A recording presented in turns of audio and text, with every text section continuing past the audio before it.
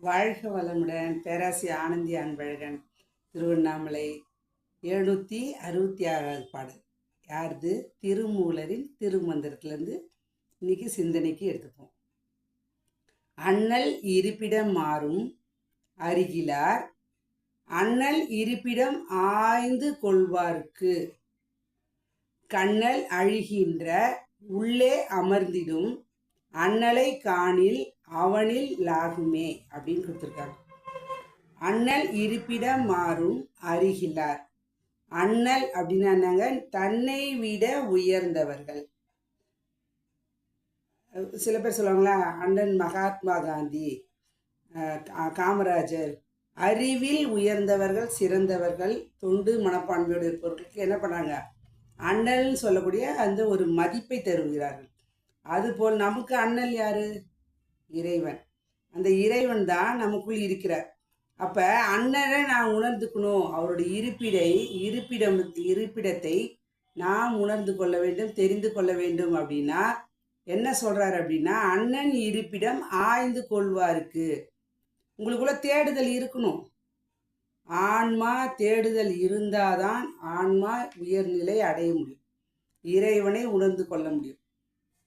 அப்போ நம்ம என்ன பண்ணுறோங்க? ஆன்மாவோட தேடுதல் பாருங்க. எவ்வளோ தெரிஞ்சுக்கிட்டாலும், எவ்வளோ புரிஞ்சுக்கிட்டாலும் மீண்டும் மீண்டும் நம்ம எப்படி தெரிஞ்சுக்கிட்டே இருக்கிறோம்? இன்னும் இன்னும் இன்னும் கேட்டுகிட்டே இருக்குது அறிவு. ஏன் அது காரணம்? ஆன்மாவுக்கு அங்கு திருப்தி இல்லை. ஆன்மாவின் உணர்வு நிலை இன்னும் அதை நாம் புரிந்து கொள்ளவில்லை. அப்போ ஆன்மாவுக்கு நம்ம இப்போ ஒரு சின்ன எக்ஸாம்பிளுங்க. பசி எடுக்குது, சாப்பிட்றோம். அப்போ சாப்பிட்றது எதுக்கு? பசிக்காக தான். அப்போ நம்மளோட ஆன்மா பசின்னுவாங்க. அந்த ஆன்ம பசிக்கு தான் என்ன பண்ணுறோங்க? தேடுதல் இருக்கிறது நமக்குள். இன்னும் இன்னும் இன்னும். நேற்று தவம் பண்ணோம், முந்தானேற்று தவம் பண்ணோம், நாளைக்கும் பண்ண போகிறோம், இன்றைக்கும் பண்ண போகிறோம். ஆனால் ஏன் இன்னும் செய்கிறோம்? நமக்குள்ள அந்த ஞான நிலையை நாம் உணர்ந்து கொள்ள, இன்னும் நான் அதை தெரிந்து கொள்ள எனக்கு இன்னும் டைம் வரல, இன்னும் நேரம் சரியாக அமையவில்லை என்று தான் நான் புரிந்து கொள்ள வேண்டும்.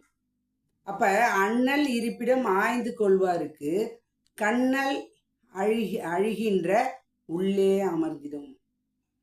கண்ணல் அப்படின்னா கண்ணால் பார்க்க முடியாது, புற உலகை நான் உணர்ந்து கொள்ள முடியாது. பார்க்கலாம், ரசிக்கலாம், தூய்க்கலாம், எல்லாம் செய்யலாம். ஆனால் என்னங்க புற உலக இந்த நம்மளோட அக வாழ்க்கைக்கு அது உதவாது. உதவும். எப்படி உதவுனா, ஒரு மாடலாக இப்படி இருக்கலாம்னு சொல்லி தெரிந்து கொள்ளலாம். அப்போ நான் என்ன பண்ணுங்க? கண்ணால் அழுகின்ற கண்ணை நான் மூட வேண்டும். மூடினாதான் என்ன பண்ணுங்க? முக்கண் முதல்வனாக இருக்கக்கூடிய இறைவன் எனக்குள் உயிராக அறிவாக இருக்கிறார் என்ற நிலையில் நான் தியானத்தில் அமர்ந்திட வேண்டும். அப்போ நான் உள்ள அமர்ந்துட்டேன் அப்படின்னா என்ன பண்ணுங்க? என் உயிருக்குள்ள நான் அப்படியே ஆழ்ந்து ஆழ்ந்து ஆழ்ந்து சென்று நான் அமர்ந்து விட்டேன் அப்படின்னா நான் அண்ணலை, இறைவனை, கண்ணால் காண முடியாத இறை சக்தியை நாம் உணர்ந்து கொள்ளலாம். அப்போ உணர்ந்துக்கும் போது என்ன நடக்குதுங்க? அண்ணலை காணில் அவனியாகுமே அப்படின்றது. அப்போ நான் இறைவனை நான் உணர்ந்துட்டேன் அப்படின்னா அவனி என்றால் உலகம். அப்போ அண்ணனை காணில் நான் உணர்ந்துட்டேன், இறைவனை உணர்ந்துட்டேன் அப்படின்னா அப்போ அவனி ஆகுமே. நான் இறைவனே எனக்குள் உயிராக உறைவாக மனமாக செயல்படுகிறார் என்பதை நாம் உணர்ந்து கொள்ளலாம். அப்போ நம்ம அண்ணனை தேடி தேடி அங்கங்கே போக வேணும்னு அவசியமே இல்லை. இதே திருமூலர் தான் ஒரு பாடல் எழுதியிருக்காரு. உள்ளத்தின் உள்ளே உள்ள பல தீர்த்தங்கள் மெல்ல குடைந்து நின்றாட வினைக்கெடவும் பள்ளமும் மேடும் பறந்து திரிவதே கள்ள மனமுடையோர் கல்வியுள்ளோரே அப்படின்னா. கல்வி என்றால் உலக வாழ்க்கையில் இன்பத்தில் இருப்பவர்கள். அப்போ நான் இறைவனை உணர்ந்து கொள்ள வேண்டும் என்றால் அகநோக்கு பயிற்சியாக நான் இன்ப துன்பத்தை கடந்து அகநோக்கு பயிற்சியாக செல்ல வேண்டும். அப்போ அகநோக்கு பயிற்சியாக செல்லும் பொழுது அகத்தில் இறைவனை நான் காண முடியும், உணர முடியும். எல்லாவற்றையும் இறைவன் இருக்கிறான் என்பதை உணர்ந்து கொண்டால் இதைவிட சிறப்பு வேற எதுவுமே கிடையாது. அந்த நிலையில் பிறவி எடுத்ததே, பிறவி பெருங்கடல் நீந்துவார் நீந்தாதார் இறைவனடி சேராதார் திருவள்ளுவர் சொல்லியிருக்கார். அப்போ அது இறைவனை அடைய சேரணும் அப்படின்னா தியானம் தியானம் தியானம், தவம் தவம். அந்த நிலையில் இந்த அற்புதமான பாடலை கொடுத்த திருமூலருக்கும் ஆழ்ந்து ஒரு பெரிய வணக்கம்.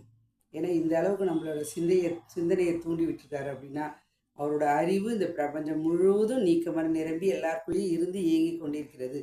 அந்த நிலையில் இந்த ஒரு சிந்தனையை கொடுத்த இறையர்களுக்கும் குருவர்களுக்கும் இது காலம் செவிமெடுத்த அனைத்து நல்ல அன்பு உள்ளவங்களுக்கும் நன்றி நன்றி நன்றி. மீண்டும் ஒரு கவிதையோடு சந்திப்போம், சிந்திப்போம். வாழ்க வளமுடன்.